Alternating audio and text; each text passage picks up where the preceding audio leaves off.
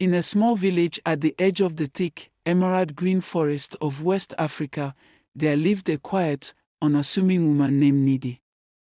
She was known by everyone, and yet nobody truly knew her. Every morning, she would stroll through the village, gathering scraps of clothing left to dry in the sun. She moved silently and unnoticed, with a gentle grace that made her almost invisible to those around her.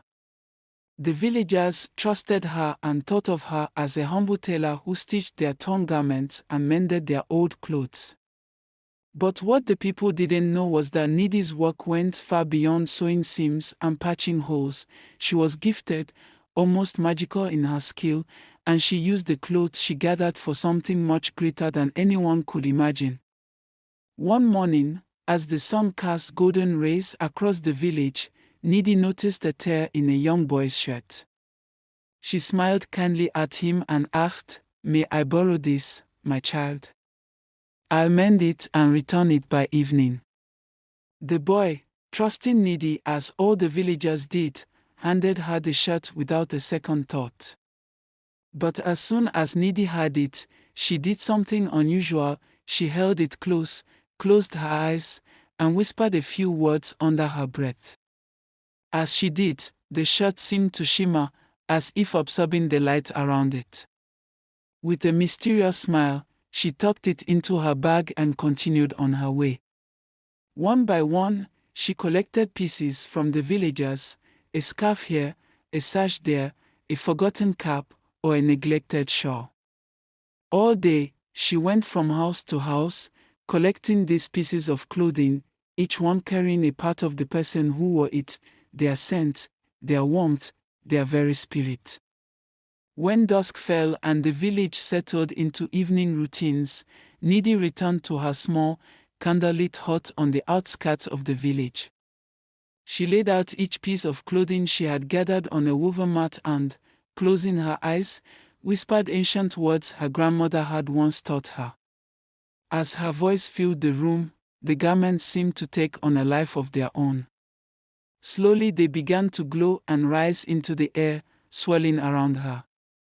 Piece by piece, they wove themselves together, forming a tapestry, a brilliant, shimmering cloth that pulsed with the energy of the entire village.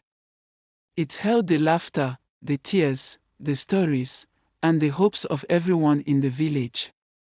Needy's work was not just to repair clothes, but to protect the people she loved.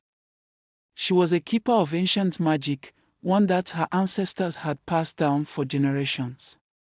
By gathering these small tokens, she could weave together a cloak of protection, a barrier around the village that would keep them safe from any harm. Once a month, Needy would weave this cloak and carry it, heavy with magic, to the boundary of the village. She draped it invisibly over the trees, the huts, and the people, where it would guard them for another moon cycle.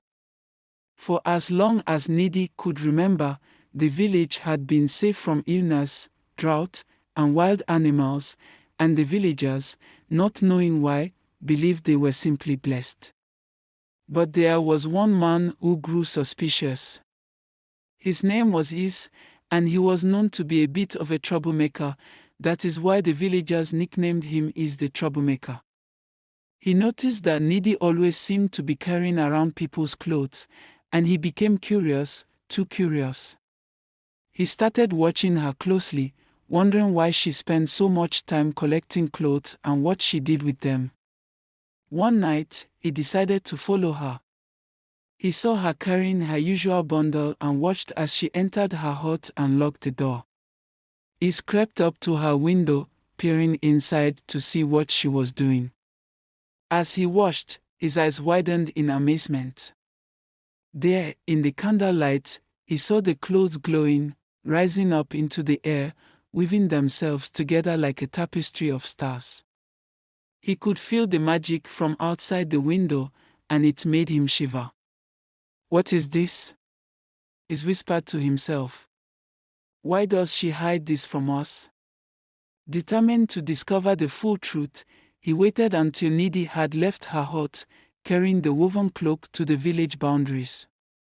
While she was gone, he snuck into her home and found remnants of the fabric she had used. He touched the woven scraps and felt a surge of energy fill his hands. His heart raced with excitement as he realized that Needy held the power to control the very life force of the village. Greedy and impulsive, he decided to make the magic his own. That night, he took a handful of the woven scraps and retreated to his own home, attempting to mimic the words he had overheard Needy whispering. He imagined himself draped in the protective power, wielding magic beyond his wildest dreams. But he didn't know the whole ritual. He didn't understand the purpose of the magic or the careful weaving of intent behind it. Suddenly, a wild wind began to swirl around his home, whipping at the walls and tearing through his belongings. The pieces of fabric he held in his hands turned to dust, and darkness filled the room. In his greed, he had disrupted the magic's harmony, unbalancing the protective shield that Needy had so carefully woven. The very next morning, an unnatural silence filled the village. A strange, tense energy seemed to hang in the air.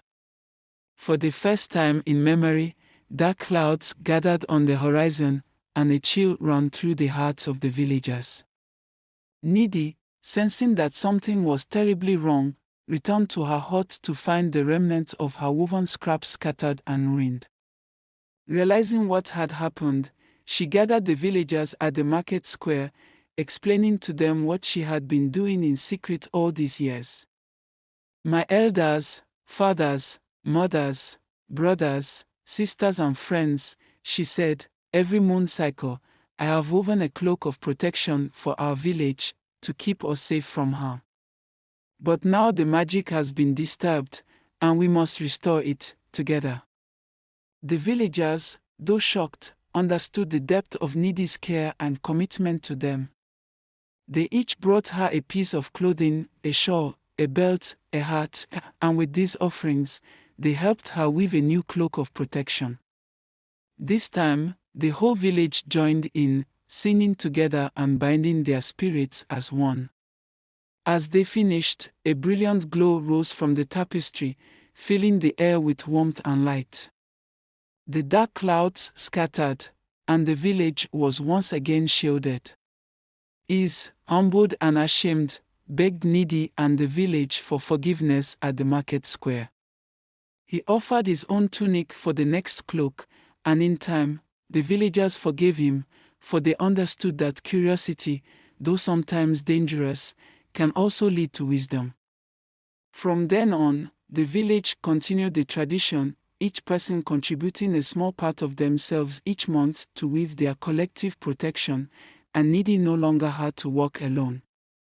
And though the villagers now knew what Needy did with their clothes, the magic remained stronger than ever, for they had learned that it was not only Needy's gift that kept them safe, but the unity of their own spirits, woven together. There's love, strength, and peace in unity. Kindly comment, subscribe, like and share. Thanks for watching.